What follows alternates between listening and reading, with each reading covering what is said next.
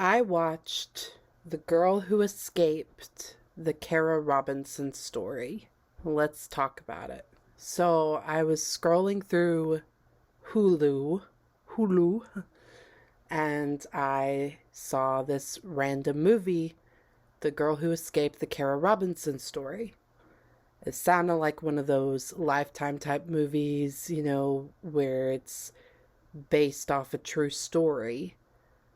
I watch a lot of true crime and watch interviews of people and watch YouTube videos where people discuss real crime cases and things. So I didn't know if I had heard this story or not before, because I'm bad with memorizing names and stuff like that. So I didn't know if I'd heard of Kara Robinson before. So I just started watching the movie. And once I started getting into it, and there was a few details here and there that I was like, yeah, I've definitely heard this story before. I have heard the actual victim herself talking about this. Kara Robinson. I saw some sort of interview with her speaking about what happened to her. And some of these details are sounding familiar. So I went back and looked on YouTube to see what it was that I saw. And it was an interview that Kara Robinson did with Anthony Padilla, I think is how it's pronounced, Padilla. The weird thing about that is I've watched Smosh for a while, probably about 6 to 7 years. I started watching Smosh. Didn't know anything about it previously. I didn't really start watching YouTube that much until about 7 years ago, or 6 to 7 years ago, whenever I was pregnant with my daughter. I'd seen YouTube occasionally, a clip here, a little video here or there, but I didn't watch it. And I didn't know how much stuff was on YouTube. I didn't know you could watch it like TV, that there was that much stuff on there, that it would keep you entertained like television does. I thought it was just quick little videos here and there, kind of like TikTok or something, I don't know. So I started getting into it when I was pregnant because I was so bored, and I would sit and watch TV all day in bed with my pregnant belly, and I started getting into some of the more popular stuff that I had never heard of before, like PewDiePie and Good Mythical Morning and Smosh. I had never heard of these things before. I was behind on the game. And watching Smosh, I heard there's a guy named Ian on the show, and they would mention how he used to do something with a guy named Anthony in the past. I didn't really know what they were talking about, but they would always randomly mention that Ian started off on YouTube with a guy named Anthony, and it was just the two of them, and they did a lot of stuff together. I didn't know really. I saw pictures here and there of Anthony when he was younger, I guess, with more of a bowl haircut or something. I don't know. He looked different and didn't really recognize him. Then I discovered Anthony Padilla, these videos where he was interviewing people that escaped from being kidnapped, or people that escaped from being sex trafficked, and different things. He was interviewing different people that had different stories, and I found it very interesting. I had no idea that guy was the same guy that used to do stuff with Ian back in Smosh days. I did not know that was the same person. And then whenever Anthony came back to Smosh recently, it was like a big deal. I was like, that's that guy. That's that guy that I watch on his YouTube channel where he interviews people. I did not know that was the same guy, Anthony. Blew my mind. Anyways, long story short, I went and rewatched the interview with Anthony and Kara Robinson, and there's another girl as well, and they're kind of going back and forth between these two women, telling their stories of how they were abducted when they were young, and they're kind of mixed together. But I went back and rewatched it so I could remember the details, because I couldn't remember everything, and see how it compared to the movie, to see if it sounded like it was very accurate or not. Also, I've seen a short interview on YouTube with Kara Robinson where she's talking about her being on the set of the movie and kind of being a part of the movie, which I was glad about because I was worried sometimes they try to, I feel like sometimes they take a person's tragic story of how they were kidnapped or whatever, and they try to make money off of it by writing books or doing interviews or doing movies about it or TV shows. And you don't know how that victim, the person that went through it, how they felt about that. If they were okay with it or if they were kind of against it. And if they took the story and changed everything and just kind of like it's not even accurate anymore, or if they tried to stay very true to the story, as accurate as they could, and the person that actually went through it is okay with it and they kind of had a part in it. And it sounds like she was a part of the making of the movie and she agreed with it and was okay with it. So that makes me feel better about watching this movie or promoting this movie, because the actual person is okay with it and was kind of a part of it.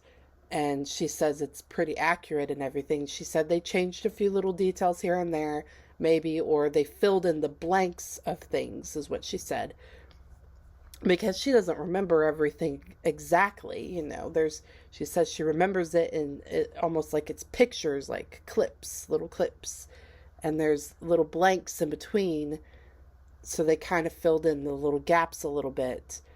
But by hearing her tell her full story, kind of in a, you know, she told it very fast and quick and didn't go into a ton of tiny little details. But it sounds like the movie is pretty accurate to the real story. So that's good. Because there's no point in, to me, if you're telling a story of someone's experience, there's no point in fabricating and adding all this extra stuff that didn't happen. Like, you're just making a different story. You know, try to stay true to the real story as much as possible. Like, don't change it all up just to make a movie to entertain people. You know, should be telling the story of something that really happened, and this is just kind of an acted retelling of it.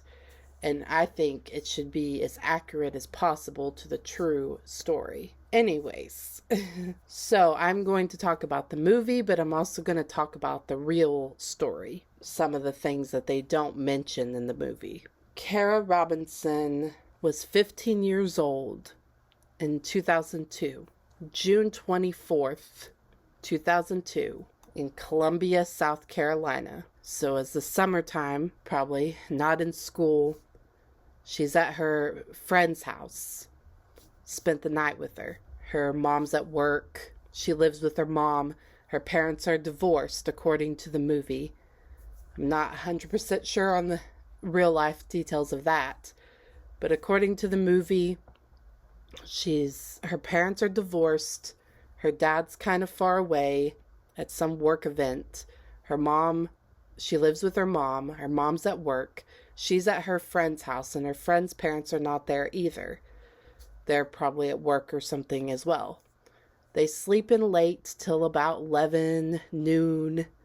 They wake up and they're going to go hang out somewhere else later on that night or later on that day or whatever. So this friend calls her mom, asks, you know, is there anything she wants her to do? They're going to leave.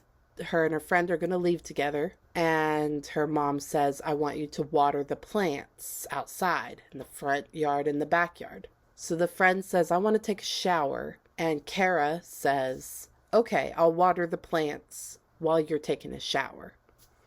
We can get that over with and then we can go. So her friend goes in the shower. Kara goes outside, is watering the plants in the front yard.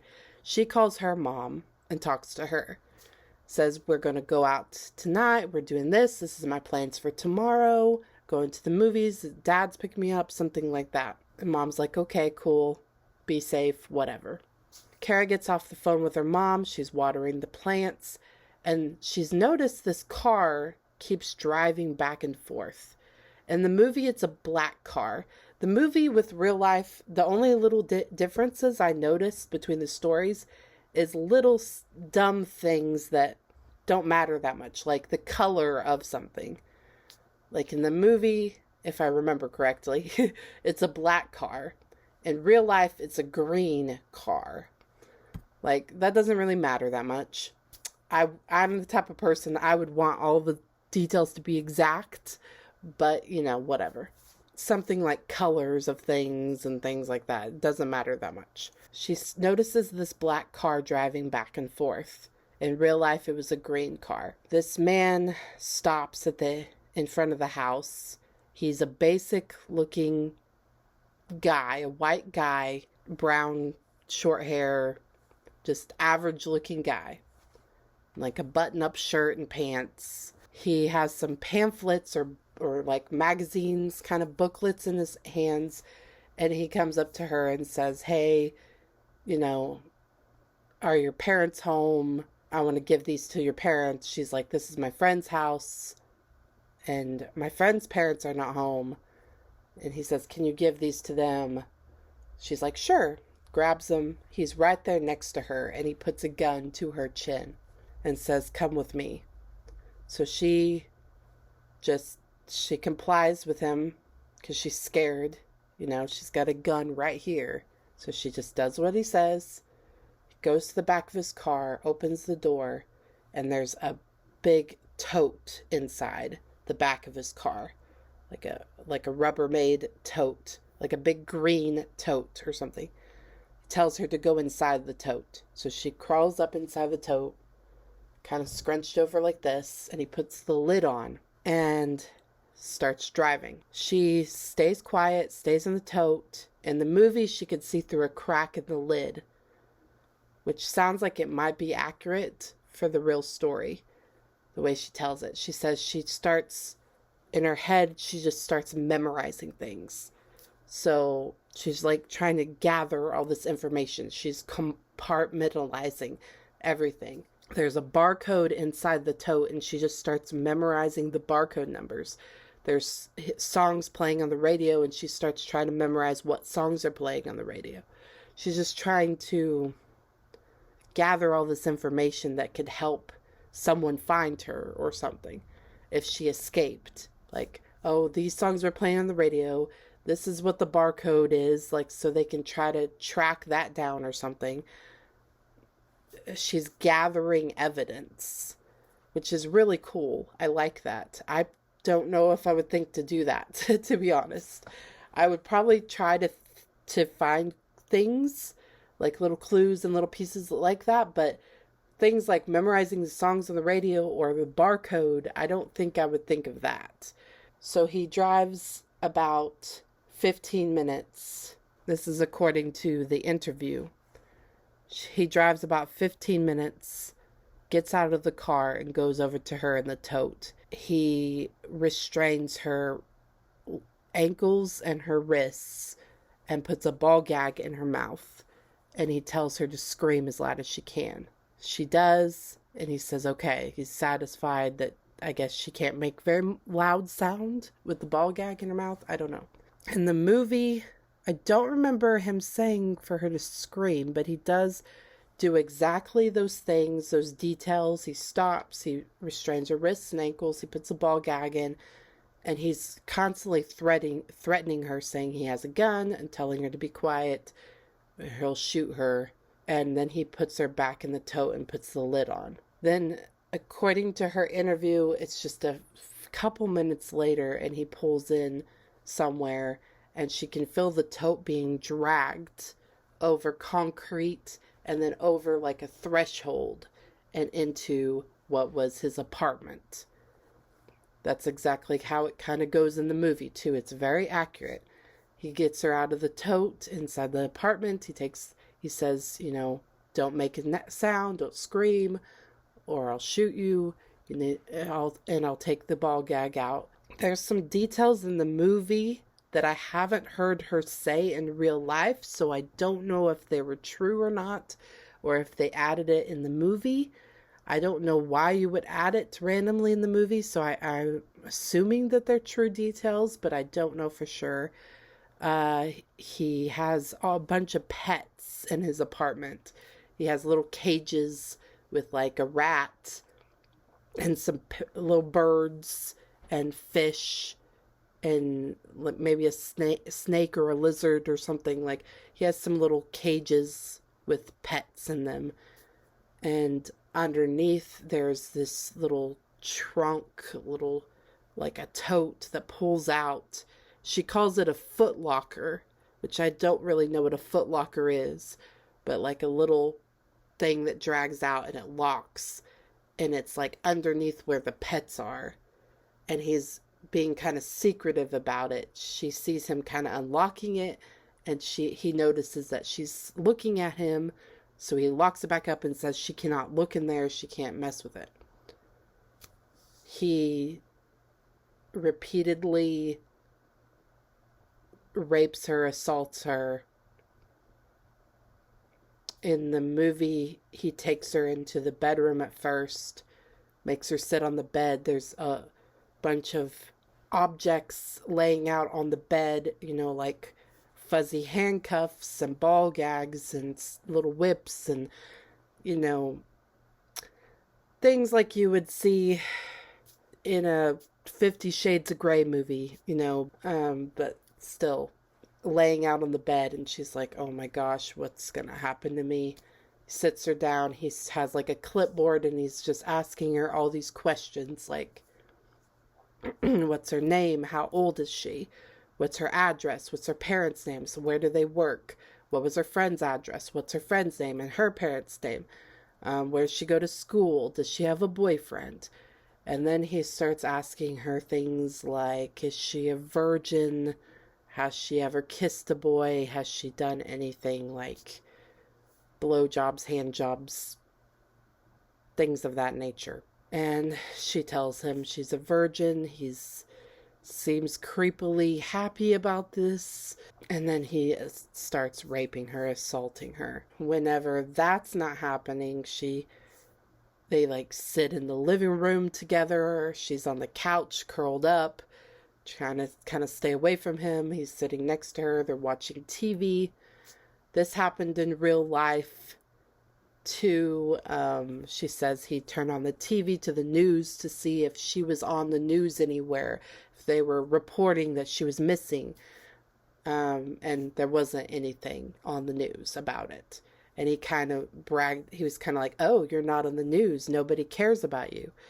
Kind of being a jerk like that, which of course she wouldn't be on the news. In the movie, it shows what her parents are going through and her friend, when she gets out of the shower, she goes looking for her friend and she's not in the house, which she thought she would be back in the house by now. She goes out in the yard and the hose is just laying in the yard and her friend's gone. So she calls her mom, her friend's mom, Kara's mom, and asks, did you come pick her up? Do you know if there was some weird change of plans? Did somebody pick her up? And her mom's like, no, she's supposed to stay with you. You guys were going to go out together. What do you mean? She's just gone. She's missing. They call the boyfriend. They call other friends. The mom and the friend. They call everyone they know and nobody. She's just disappeared. She's vanished. And so they go to the police. And the police don't take it very seriously. In the movie, they're very annoyingly, like, they don't care at all. I hope that it's exaggerated, because if that's real life, that's horrible. But yeah, they're really just like, we don't care. She's a teenage girl. She probably just ran off. She's just missing, like, because she's a runaway, which in real life she was. They treated it like a runaway. They said she's a 15-year-old girl. She's probably just out with friends or something. She probably just took off somewhere, and just wait by the phone and we'll see where it goes. So the mom is just helpless. She just has to go home and sit by the phone, and her daughter's just missing out there, and time is just ticking. by and nobody's doing anything. Extremely frustrating. And this poor girl is being held captive and being assaulted over and over again by this strange man. He tells her over and over again that he's going to let her go, that he's not going to hurt her, he's not going to kill her, he's going to let her go whenever he's done with her.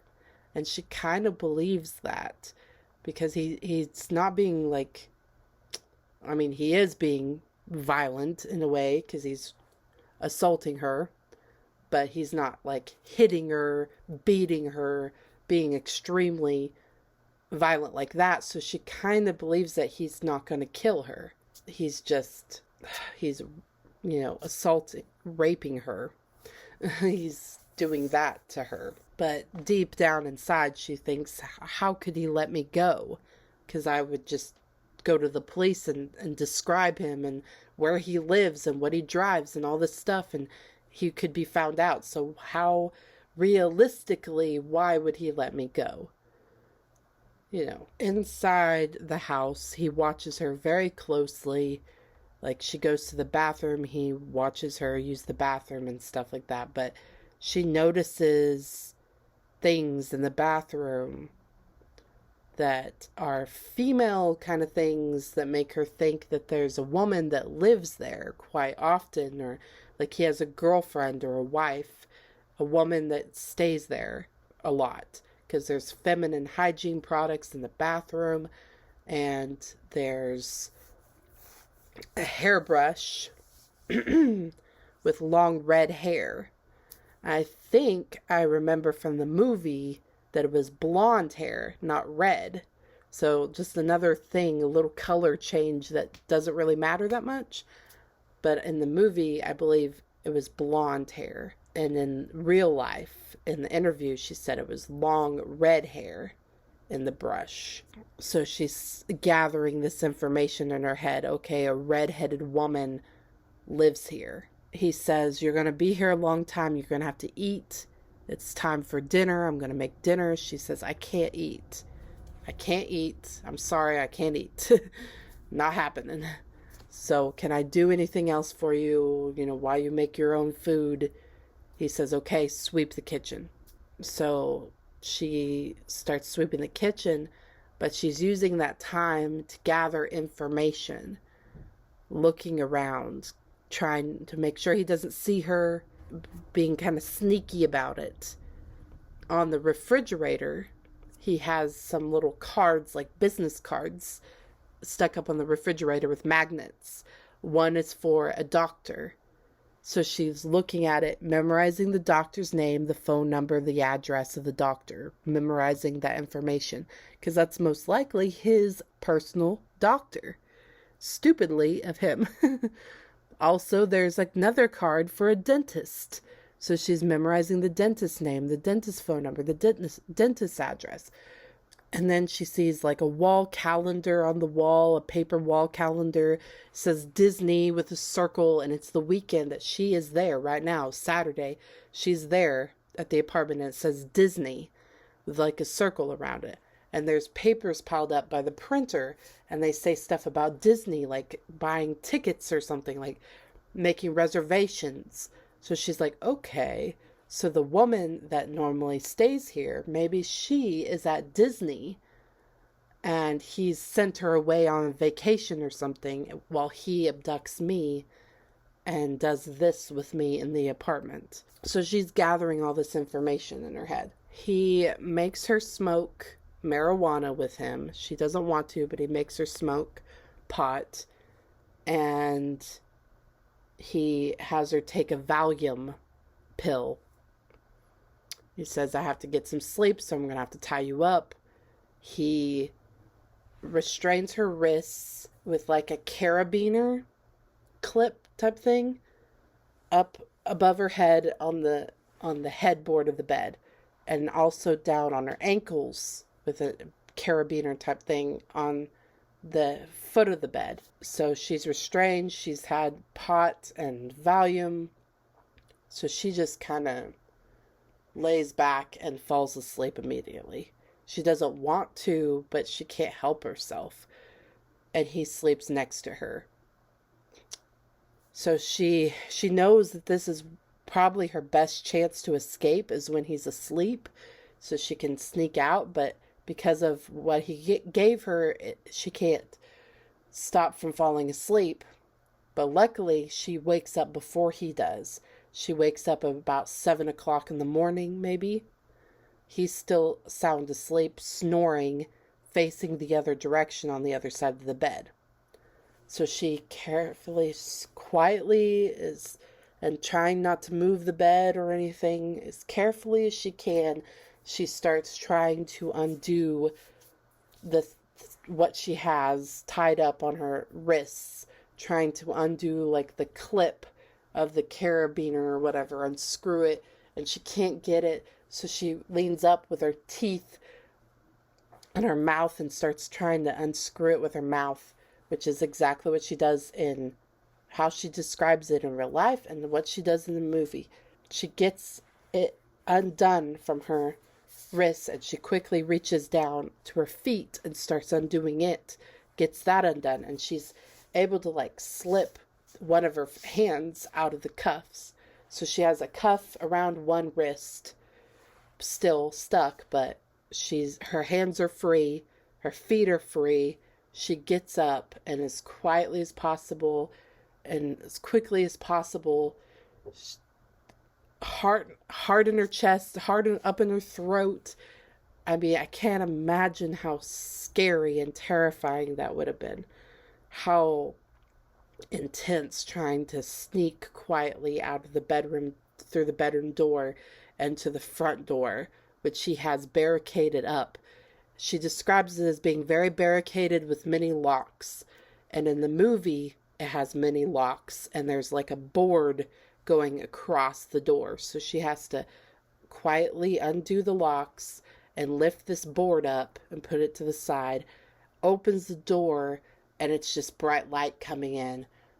And she just, in her head, she's picturing her running out of the apartment, him waking up, hearing all this, and shooting her in the back. And she's terrified, but she's just like, it doesn't matter. I have to try. I can't stay here. So she bolts out of the apartment, just runs, and is running through this apartment complex, trying to find anybody. There's like nobody in sight. And then finally she sees a car coming down the road, and she runs up to it with her one handcuff on, looking like, where did this girl come from? She's looking all frazzled, and these two men are in the car, and she says, help me, I've been kidnapped by this person that's in this apartment right here. Please help me. And they said, what do you want us to do? Where do you want us to take you? She says, take me to the police. So they say, okay, get in. And she says, I was taken from that apartment right there. Please remember that apartment right there so you can tell the police. And the men are just kind of like shocked, because this girl just came running out of nowhere and stopped their car and said she was kidnapped, and she's got a handcuff on her, and she looks all frazzled and like, so I mean, I can imagine how crazy that would be. And so I can't really blame them, because I probably would have done the same thing, but it's still a little nerve-wracking. They take her to the police. She comes into the police station, and no one's really paying attention, and she's looking around trying to find somebody, and there's a man behind a desk, and he's just like, ma'am, can I help you? And she's like, my name's Kara Robinson. I've been kidnapped, and I was held by this man, and he raped me and all this stuff. And in the movie, they just kind of sit her down in a chair out in the lobby and just like, okay, let me go get somebody else. And like, they're not that urgent about it. Like, I would think you would swoop her up and take her to the back and like help her more. Like, they just don't seem like they're taking it that seriously, and they're not very urgent about it. I don't know. They talked to the two guys that dropped her off, and they can't remember where the apartment was, which apartment it was, or whatever. They She's like, they had one job to remember this apartment and they didn't remember.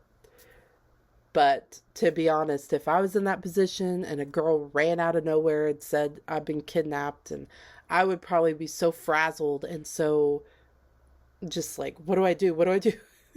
I probably wouldn't remember it either. I'm not good with directions. I'm not good with remembering where apartments are and things.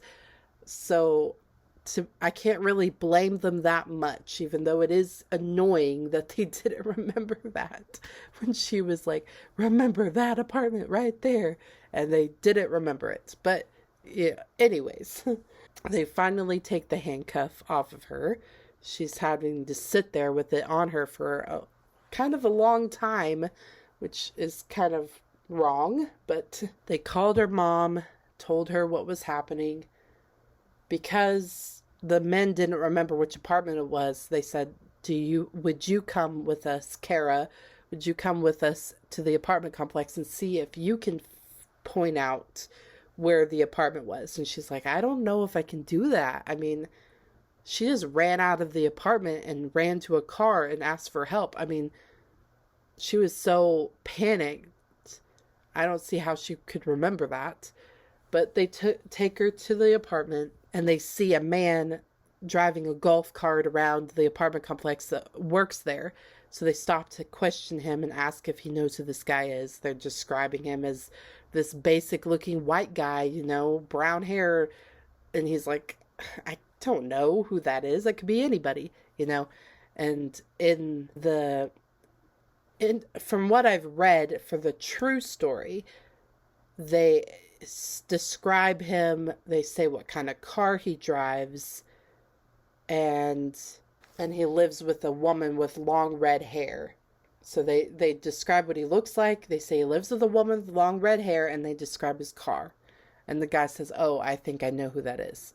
In the movie, I don't know how accurate this is to real life, but they're giving him the description of the man. He says that could be anybody. And Kara gets out of the car and starts saying all these little details about him.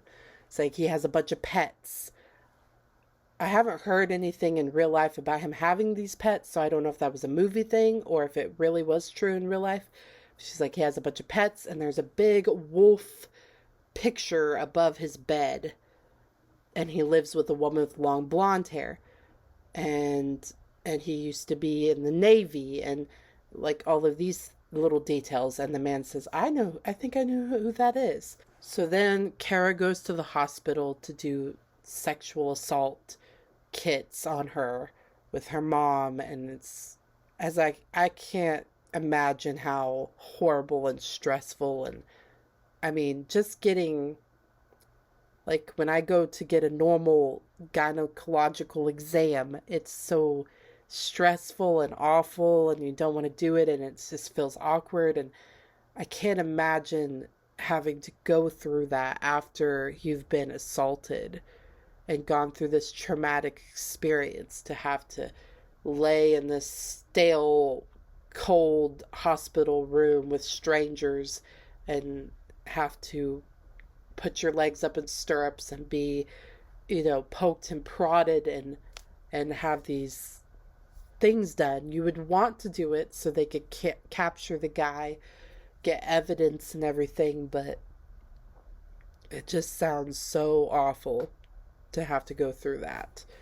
They bring her a photo lineup, pictures of suspects, and she immediately points to the guy and says, that's the guy right there.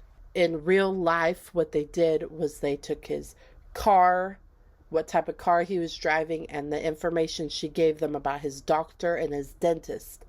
And they used those three things to cross-reference and were able to figure out who he was. His name was Richard Evonitz, something like that. I don't know how to pronounce it. Richard Evonitz. So when they figured out what his apartment was, they went in there immediately, and he was gone. He vanished. He fled to Florida, so they were trying to track him down. In the movie, it shows them getting in contact with his wife who is completely just like defending him. Like, I love him. And like, she doesn't care at all what they're saying her husband did. She's just like, oh, I love him. I defend him. I protect him. And his mother is also there, and she's also like protecting him.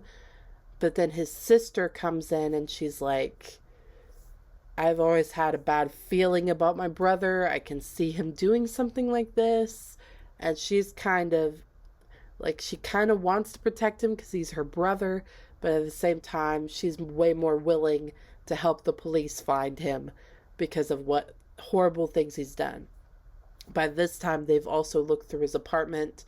Kara told them about this locked up box that's probably important. They should look inside of it. They look in it, and there is a bunch of odd things that make them think, this looks suspicious. This looks weird. There's newspaper clippings from other missing girls' cases from 1996, 1997. So they're like, okay, is he involved with these other cases as well? So his sister ultimately helps get him captured. She sets him up in a way. They were going to meet somewhere in Florida so she could help him out, help hide him or whatever. So she tells the cops about it, and the cops end up meeting him in that meeting point instead and ambushing him. It ends up into a police chase where he's driving off in the car trying to get away from them. He ends up crashing his car and is trying to run away from them. At some point, they release a police dog on him, and the dog bites him. And then at some point, he takes a gun and puts it in his mouth and self-deletes himself, takes himself out. Kara finds out the next morning. In the movie, she's very angry, very frustrated, yelling at her mom, yelling at the cops. She's angry that they didn't tell her as soon as it happened. Because it happened the night before or whatever, the cops found him, tracked him down, and he killed himself. And she's like, why didn't you tell me immediately when it happened? And they didn't. They kept it from her because she was hanging out with friends. She was having a good time. And they just didn't want to bring it up to her just yet. So they waited to the next day, sat her down and told her. And she's mostly just very angry because she didn't want him to self-delete himself. She wanted him to live. She wanted him to go to prison for the rest of his life and suffer. She wanted her chance to go to court and stand across from him and look him in the eyes and, speak her peace, speak her mind, and put him away. She wanted to make him regret that he ever took her and know that it was the worst mistake he ever did in his life was to kidnap her, because he was outsmarted by a 15-year-old girl and she put him away. And she just feels cheated out of justice because he just self-deleted himself and now he's gone. But then in the movie, she's talking it out with a police officer, and she's like, you know what? It's actually a good thing because I would have had to go to court. It would have been this drawn out trial, and I would have had to sit there and go over every little detail, all the horrible things that he did to me. And my parents would have to hear all of this, all of these little horrible details. And now, because he's gone, I don't have to do that. I can keep some of this stuff to myself and not, like, she's publicly gone out and told her story, but she hasn't described all the tiny little horrible details of the assaults. Because she doesn't want her parents to know about that, or her friends, or her other family members, or the public in general. It's horrible to have to describe all these tiny little things, all those other little details like that. It's bad enough to say that she was kidnapped and assaulted and all of these things, but to go into all the details of it and everybody know about it, that's horrible. So she's like, at least I don't have to go through all of that. I don't have to go through all this trial and everybody knowing my business. I can kind of choose what I say and have a little bit more privacy and stuff. The newspaper clippings that they found locked up in his apartment were for 3 missing girls that they found. They went missing and then they found their bodies, so they were dead. And so it was a murder cases that had not been solved. They had no idea who killed them. So they figured that he was involved with this, and then they later did determine that he killed those 3 girls and assaulted them as well, kidnapped them from the front yards. Same thing as Kara. So he was going to do the same thing to Kara.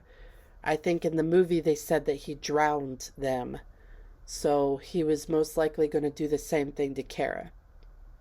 And she escaped. And she stopped a serial killer from continuing to do this to other girls, because he most likely would have kept on escalating and kept on kidnapping girls and killing them until he eventually would get caught. So who knows how many lives that she saved, including her own. Years later, she ended up working for law enforcement and helped other victims of sexual assault and kidnappings and things of that nature. And the movie, it just kind of ends, with the end of her story, that they found out that he was a serial killer. He self-deleted himself, and that's how the story ends. She's moving on with her life as best she can. So I was curious to know more details about the other girls that he had taken, and more details about Kara Robinson and what she went through afterwards and how she came to be now, telling her story and everything. So she went into law enforcement for a number of years and ended up working with sexual assault victims and things, helping them out. And she met Elizabeth Smart. If you've never heard of Elizabeth Smart, she was this pretty blonde girl from a religious family with a lot of kids, I believe, and she was kidnapped by this crazy man who had worked for the family, like doing repairs around the house and stuff. And he kidnapped her and took her, and he was with this woman who was like his wife, this older woman. And he said that Elizabeth was going to be his wife as well. And he sexually assaulted her many times. And they were like homeless, basically living in the woods and stuff and stealing things. He made Elizabeth wear kind of very clothes that covered her all up, and like a cloth over her face to where only her eyes were showing. And said it was like a religious thing. So nobody questioned it because they're like, we don't want to impose on their religious beliefs or anything. And so they looked kind of crazy and different, walking around in society with these 2 older people with this young girl all dressed up, covered up by her eyes. But everyone was scared to kind of question it. And finally, she got a police officer's attention, and he questioned it enough and figured out that it was Elizabeth Smart, and he rescued her. I've seen a movie based off of that, also kind of a Lifetime type movie based off of her story. Actually own it, but it was a long time ago when I watched it, so I don't remember all the details. But yeah, the Elizabeth Smart story right here. And there's also many books about it. I think my mom has a couple of books about the story too. I think Elizabeth Smart has spoken out about what's happened to her many times, had lots of interviews, wrote books about it and stuff like that.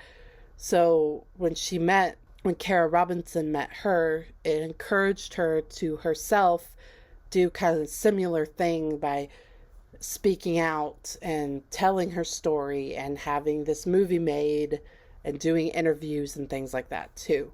So the box that he had with the newspaper clippings, they were from 3 girls that had went missing, and then they found their bodies later on.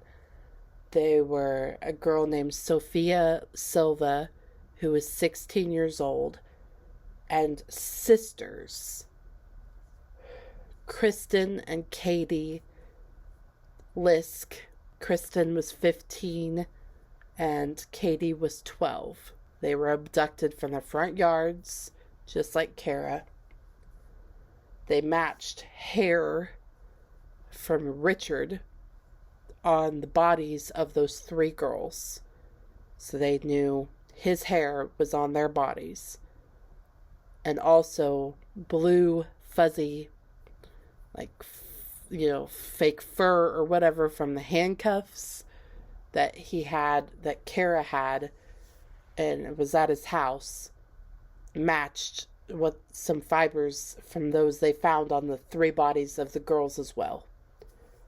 Also, they found a palm print and fingerprints from Kristian Lisk on the inside of his trunk, which they said was like a miracle, like amazing, because that happened 5 years prior to that. And still, after 5 years, there was still that palm print and fingerprints on the inside of his trunk from Kristian. So they know for sure that he killed those 3 girls and assaulted them. Now, whether there's more, that's always the question. He's dead now. They can't interrogate him. They can't ask him.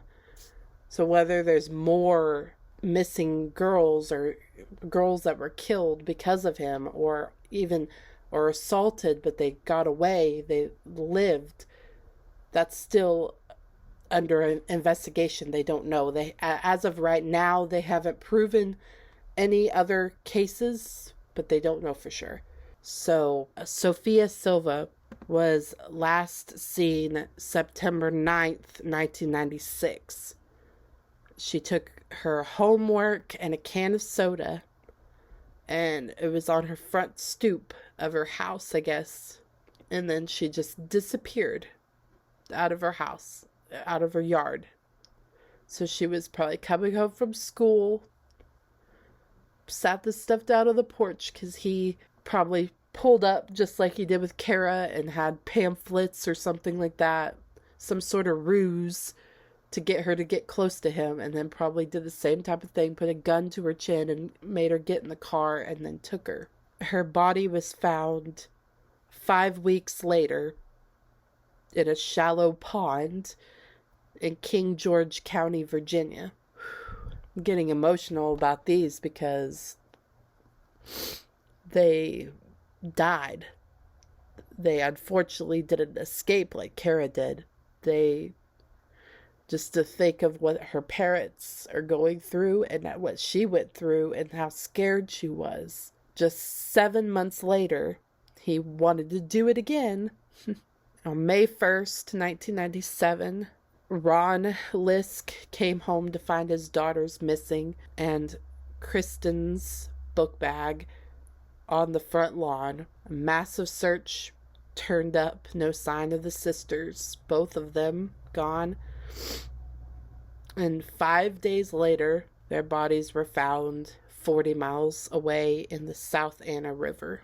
For 5 years, the task force has chased more than 12,000 tips. More than 10,000 examinations were performed on evidence, including human and animal hairs, fibers and tire treads.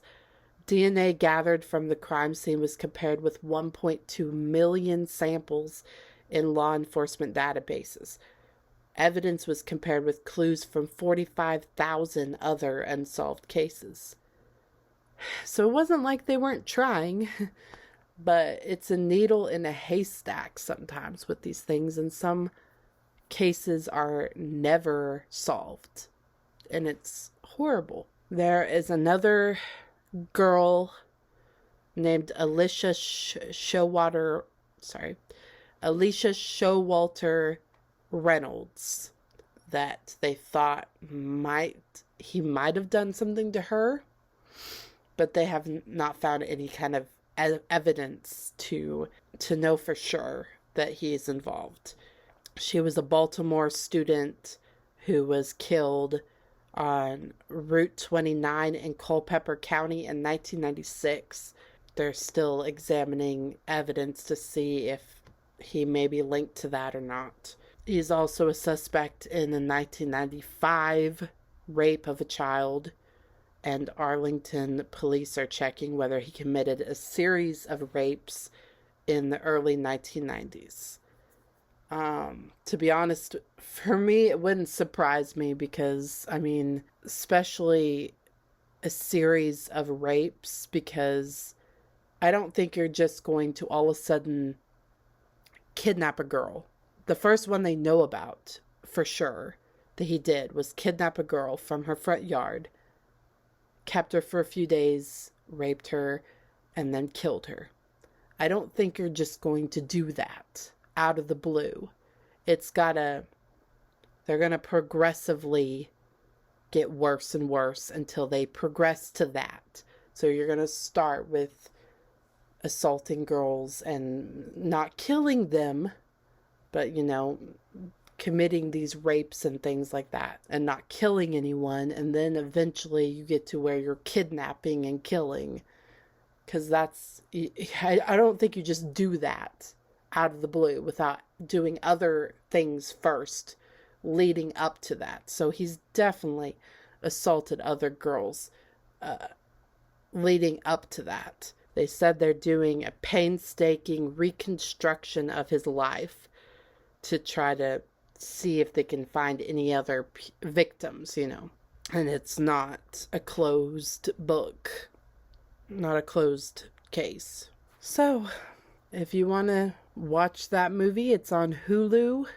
She also has that interview on YouTube, and there's other interviews and stories as well. It's a horrible case, but it can teach you kind of survival techniques, things that you could do if something like this happened to you, things to look for, things to teach your children about, your teenage daughters about, and teach you just to be grateful and hold your children tighter and just try to be safe out there. Please like, subscribe, leave your comments down below, and have a nice day. Bye. I forgot to do my rating. I would give this, I thought about giving it an 8 out of 10 stars because of some of the acting and maybe cheesiness. The way that the cops were portrayed, I felt a little over the top of how uncaring the cops were. It didn't seem realistic, but I don't know, it could be very realistic. But to me, it was like, okay, like the cops really did not care at first. They're just like, oh, she's a runaway, we don't care about investigating this. And then they just weren't, like when she walked into the station, they didn't seem that urgent. But she does kind of describe that in real life, and it sounds like some of that could be accurate. So I don't know. And then some of the acting, like the mom, maybe a little bit. I don't know. But overall, looking back at the story and everything, I would say I'd probably give it a 9 out of 10 stars. It was pretty good. Pretty accurate to the story. Well acted. It seems wrong to rate a movie that high when it's over a real true story that's horrible, but it is what it is.